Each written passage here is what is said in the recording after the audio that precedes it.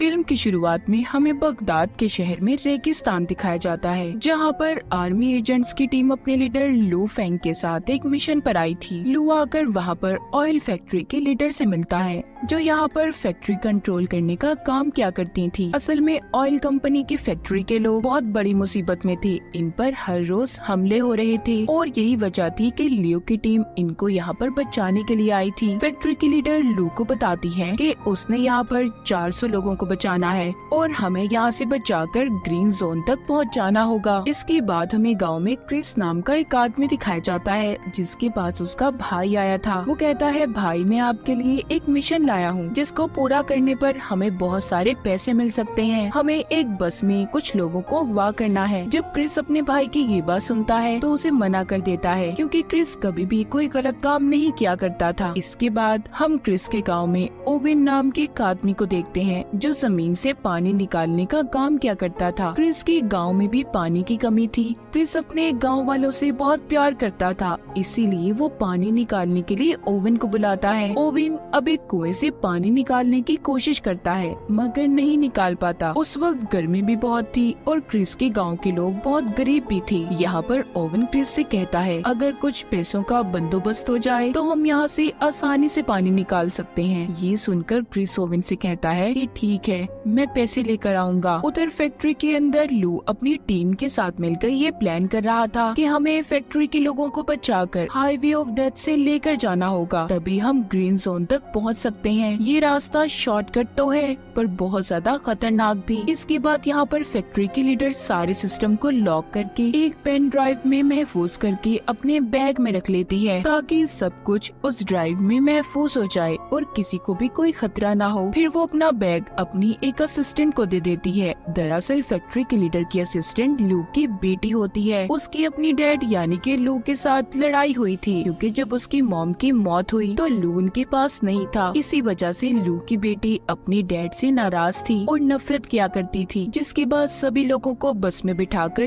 Green zone की तरफ ले जाया जाता है। जल्द ही ये हाईवे ऑफ डेथ के पास पहुंच गए थे। वहाँ का मंजर देखकर लू की बेटी डर गई थी, क्योंकि आज तक कोई वहाँ से जिंदा नहीं गया था। हर तरफ गाड़ियाँ ही गाड़ियाँ थी, जिनका एक्सीडेंट होने की वजह से बहुत बुरा हाल था। लियो अपनी टीम से चारों तरफ नजर रखने का कहता है और फिर अपनी बस को लेकर आगे बढ़ता है, मगर रास्ते में 2 गाड़ियाँ थी, जिसकी वजह से रास्ता रुका हुआ था। ये देखकर लू की बेटी कहती है, हमें बस को यहीं पर रोक देना चाहिए, मगर लू ऐसा करने के लिए तैयार नहीं था। वो कहता है, मैं जानता हूँ ये गाड़ियाँ क्यों खड़ी हैं और हम बस को यहाँ पर किसी कीमत पर नहीं रोक सकते। हमें हर हाल में यहाँ से निकलना होगा। तभी जब ये उस बस को गाड़ियों के पास लेकर जाता है तो एक जोरदार धमाका हुआ था, जिससे बस में बैठे सभी लोग बहुत ज्यादा डर जाते हैं। लू ने फिर भी अपनी बस को नहीं रोका था, वो चलता रहता है। दरअसल ये जितनी भी बसेस थी एक खास किस्म के मटेरियल से बनाई गई थी, इसीलिए इन पर गोलियों और बॉम्ब्स का कोई असर नहीं हुआ था। लू अपनी बेटी को बताता है, ये गाड़ियों का बीच में खड़ा होना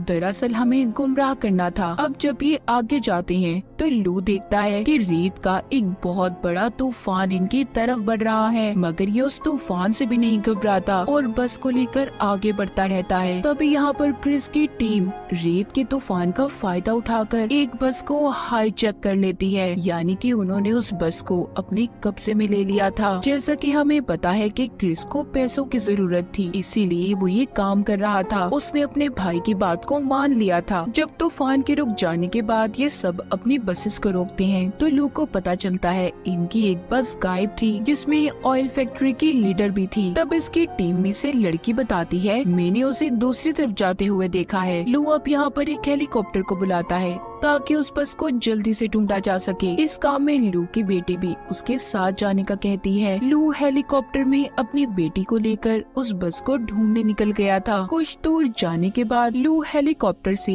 एक ट्रक को देखता है। अब इसे समझ आती है कि रेत का असल में कोई तूफान नहीं था, बल्कि दुश्मनों ने इस ट्रक की मदद से नकली तूफान बनाया था ताकि वो हमारी बस को हाईजैक कर सकें। कुछ देर के बाद लू को अपनी बस नजर आ जाती है। राब्ता करने पर लू की टीम की लड़की उसे बताती है उस बस में से अमेरिकन ने हमारे 5 लोगों को अगवा किया है, जिनमें ऑयल फैक्ट्री की लीडर भी थी। जिसके बाद लू अपनी टीम से दोबारा राब्ता करता है और बाकी की बसेस को ग्रीन जोन तक पहुंचाने का कहता है। इधर क्रिस भी अपने साथियों के साथ जब गाड़ी में बैठा आगे बढ़ रहा था तो ऊपर से लू अपने हेलीकॉप्टर से इन पर बॉम्ब गिराता है। क्रिस भी अपनी गाड़ी से निकलकर गन लेकर हेलीकॉप्टर पर हमला कर रहा था, जिससे हेलीकॉप्टर उनसे थोड़ा दूर हो जाता है। उसमें आग लग गई थी। क्रिस अपने भाई को अभी खंडर में लेकर आया था, जहाँ पर लाकर उससे पूछता है कि ये किसका मिशन है, मुझे सच सच बताओ जिसमें इतना ज्यादा खतरा है। हेलीकॉप्टर से हम पर बॉम्ब गिराए जा रहे हैं। तभी वहाँ पर ओविन आता है जो कि क्रिस का दोस्त था। कहता है कि ये मिशन सारा प्लान मेरा था। उसने ऑयल फैक्ट्री की लीडर को भी अगवा कर लिया था। इसका मकसद ऑयल कंपनी के सारे सिस्टम को हैक करके यानी कि अपने कंट्रोल में लाकर, जिससे इसे बहुत सारे पैसे मिलने वाले थे। ऑयल फैक्ट्री की लीडर को भी ये बात समझ आ गई थी कि वो ओविन ही था जो इनकी फैक्ट्री पर हमले करवा रहा था, ताकि जब हम अपनी जगह बदलकर ग्रीन जोन की तरफ जाने लगे तो ये रास्ते में हमें अगवा कर ले। क्रिस यहाँ पर ओविन से कहता है तुम इतना बड़ा प्लान कैसे बना सकते हो, और मैं आगे अब इस प्लान में तुम्हारा साथ नहीं देने वाला। मुझे मेरे पैसे दो ताकि मैं यहाँ से जा सकूँ। ओविन कहता है अभी कुछ और काम बाकी है, जिसके बाद तुम्हें तुम्हारे पैसे मिल जाएंगे। क्रिस का भाई भी यही कहता है कि अभी कुछ काम बाकी है, मगर क्रिस किसी की परवाह ना करते हुए कहता है कि अगले 2 घंटे के अंदर अंदर मुझे मेरे पैसे चाहिए। इतना कहकर वो वहाँ से चला गया था। क्रिस के जाने के बाद उसका भाई ओवन से कहता है कि हमें अब उसके बगैर ही काम करना होगा, मगर ओवन यहाँ पर उसके साथ गद्दारी करता है। उसने क्रिस के भाई को मार दिया था और फिर यहाँ से सब कुछ जाने का कहता है। उधर क्रिस भी अपने गाँव में पहुँच गया था। उसे अपने भाई पर बहुत गुस्सा आ रहा था क्योंकि उसने सही बात नहीं बताई थी उसे, जिसके बाद वो थोड़ा खुद को सुकून में लाने के लिए बच्चों के साथ बाहर खेलने चला गया था। तभी उधर ल्यू आता है जो कहता है कि मैं यहाँ पर अपने लोगों को बचाने आया हूँ जिनको तुमने अगवा किया है। मैं जानता हूँ मेरे लोग तुम्हारे पास हैं। क्रिस भी जवाब देता है कि मैं भी अपने गांव वालों को बचा रहा हूँ। जैसा कि हमें पता है क्रिस ने ये काम भी पैसों की खातिर सिर्फ अपने गांव वालों के लिए किया था, ताकि ये उनके लिए पानी का इंतजाम कर सके, और ये सारा प्लान ओविन का था ताकि क्रिस भी उसका साथ दे सके, मगर ओविन ने इसे धोखा दे दिया। खैर इसके बाद लू वहाँ से चला जाता है। कुछ देर के बाद क्रिस एक खाली फैक्ट्री में आया था जहाँ पर वो अपने भाई की लाश को देखता है। तभी उधर लू भी आ गया था। इन दोनों की यहाँ पर बहुत लड़ाई होती है। कभी क्रिस लू पर भारी पड़ रहा था तो कभी लू, क्योंकि क्रिस को यहाँ पर ऐसा लग रहा था कि उसके भाई को लू ने मारा होगा, मगर जब वहाँ पर कोई चीज क्रिस के भाई पर गिरने वाली थी तब लू उसे बचा लेता है। यहाँ पर उसको पता चल जाता है कि उसके भाई को लू ने नहीं मारा बल्कि इसमें ओविन का हाथ है। तभी वहाँ पर इन पर गोलियां बरसने लगती हैं। दरअसल यहाँ पर भी ओविन ने अपने गुंडों को इन्हें मारने के लिए भेजा था, मगर ये उन गोलियों का मुकाबला करते हैं। क्रिस उन पर बॉम्ब गिराता है जिससे बहुत बड़ा धमाका हुआ था। खैर वो गुंडे तो वहाँ से भाग गए थे, मगर इस उसमें क्रिस की गाड़ी भी बर्बाद हो जाती है। ये दोनों समझ गए थे कि इनको एक ही इंसान को पकड़ना है और वो है ओविन, जो इन दोनों का दुश्मन था। क्रिस कहता है कि मैं जानता हूँ इस वक्त ओविन कहाँ पर होगा। उधर दूसरी तरफ ओविन फैक्ट्री के लीडर और उसके कुछ लोगों को अपने साथ फैक्ट्री में ले आया था, जहाँ पर वो सिस्टम को खोलने की कोशिश करता है, मगर उस पर एक कोड लगा हुआ था। ओविन फैक्ट्री के लीडर से जब कोड के बारे में पूछता है तो वो नहीं बताती। तभी वो उसके 2 लोगों को मार देता है, जिसे देखकर फैक्ट्री की लीडर डर गई थी। अब वो उसके बेटे को मारने की धमकी देता है। तो ये सुनकर फौरन फैक्ट्री की लीडर उसे बताती है कि ये कोड एक पेन ड्राइव में है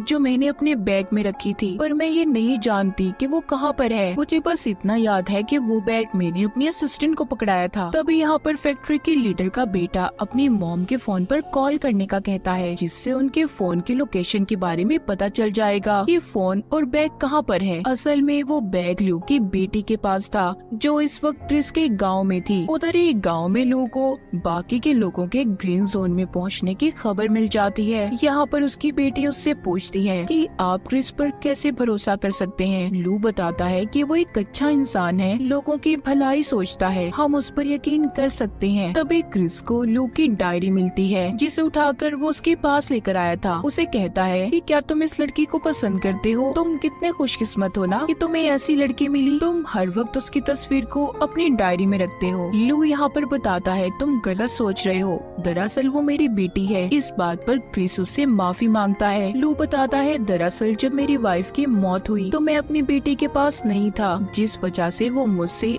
आज तक नाराज है। वो कहता है और इस मिशन पर भी मैं इसीलिए आया था कि मैं अपनी बेटी को बचा सकूं, जो यहाँ ऑयल फैक्ट्री में काम करती है। क्रिस कहता है फिक्र नहीं करो, सब ठीक हो जाएगा, हम सबको बचा लेंगे, हम मिलकर मुकाबला करेंगे। तभी उन्हें कुछ गुंडों की आवाजें सुनाई देती हैं। वो जाकर उन गुंडों का मुकाबला करते हैं। यहाँ पर उन्हें पता चलता है कि उन्हें तो यहाँ पर ओवेन ने भेजा है, जो यहाँ पर फैक्ट्री के लीडर का बैग लेने आए हैं, जो लू की बेटी के पास था। उनके पास काफी सारे हथियार थे। उन्होंने सभी गांव वालों को बंदी बना लिया था और अब वो फैक्ट्री के लीडर का बैग भी मांगते हैं, जिसमें पेन ड्राइव थी, जिसमें सिस्टम का कोड लॉक था।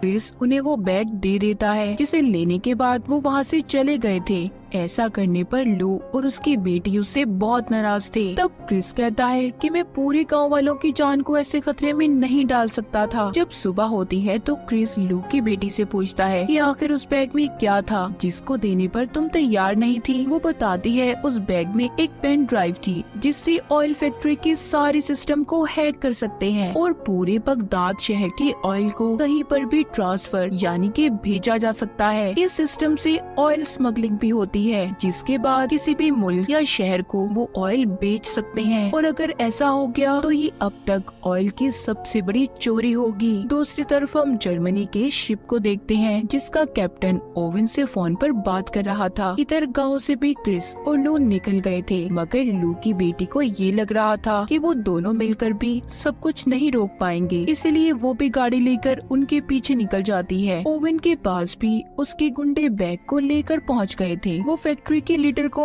अब बैग देकर पेन ड्राइव से लॉक खोलने का कहता है। वो जैसे ही पेन ड्राइव को सिस्टम में लगाती है, सारा सिस्टम ऑन हो गया था, यानी कि चलना शुरू हो जाता है। ओवेन उस जर्मनी के शिप में ऑयल भरवाने का कहता है, मगर इस काम में 24 घंटे लगने थे। कुछ वक्त के बाद क्रिस और लू भी अपने ट्रक पर ओवेन के पास फैक्ट्री में पहुंच गए थे। वो उसके गुंडों का मुकाबला कर रहे थे। लू एक पाइप पर चढ़कर बड़े ही शानदार तरीके से ओवेन के आदमियों को मार देता है। ये सब कुछ ओवेन भी छुप कर देख रहा था। वो अपने आदमियों से कहता है कि हमें जल्दी यहाँ से निकलना होगा, क्योंकि उसका काम अब पूरा हो गया था। जर्मनी के शिप में ऑयल भरा जा चुका था। क्रिस भी फैक्ट्री के अंदर जाता है। वो आकर गुंडों को मारने लगा था। तभी उसकी नजर बाहर जाती है। वो देखता है कि ओवेन यहाँ से भाग रहा है। अब वो दौड़ते हुए उसका पीछा करता है। तभी रास्ते में उसे लू की बेटी मिलती है, जो गाड़ी लेकर इनके पास पहुँच गई थी। ये दोनों मिलकर अब ओवेन का पीछा करते हैं। इधर लू फैक्ट्री में ओवेन के गुंडों का मुकाबला कर रहा था।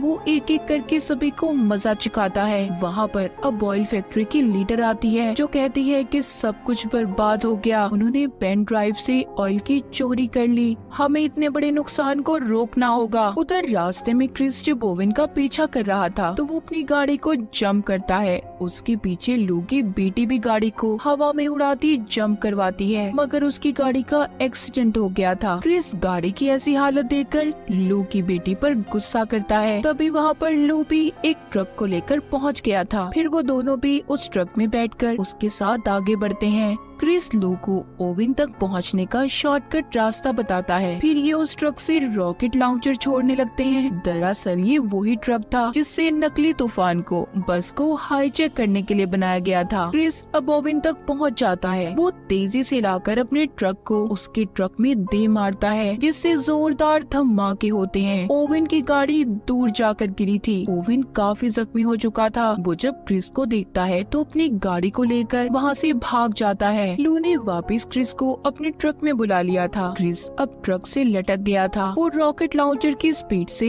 ओवेन की गाड़ी के पास आ जाते हैं, जिसकी वजह से उनका ट्रक भी काबू हो गया था। वो एक रस्सी को ओवेन की गाड़ी से बांधकर अपने ट्रक को खाई में गिरा देते हैं और खुद उस रस्सी के सहारे लटक गए थे। ये देखकर ओवेन उन पर हंस रहा था, मगर गाड़ी पर वजन ज्यादा होने की वजह से ओवेन की गाड़ी भी खाई में गिर जाती है। लू ने उस रस्सी को छोड़ दिया था। वो अपनी बेटी बेटी के साथ एक पत्थर पर जाकर गिरता है और ओवेन अपनी गाड़ी के साथ खाई में गिरकर मर गया था। यहाँ पर लू और उसकी बेटी तो बच चुके थे। ये दोनों देखते हैं कि इन्हें क्रिस कहीं पर नजर नहीं आ रहा। ये समझते हैं कि क्रिस मर गया। तभी लू की बेटी की नजर उसकी डायरी पर पड़ती है। जब वो देखती है तो उसमें उसकी और उसकी मॉम की तस्वीर थी। लू बताता है कि मैं तुमसे और तुम्हारी मॉम से बहुत प्यार करता था, मैं कभी तुम्हें अलग करना नहीं चाहता था। ये सुनकर लू की बेटी उसके गले लग गई थी। तभी लू के पाँव को नीचे से क्रिस पकड़ लेता है जो अभी भी जिंदा था। ये दोनों उसे ऊपर खींच लेते हैं। तीनों तो बच गए थे मगर अब ये सोचते हैं कि यहाँ से कैसे निकलेंगे। तब लू के दिमाग में एक आइडिया आता है। वो कहता है कि हमें यहाँ पर बहुत जोर से शोर मचाना चाहिए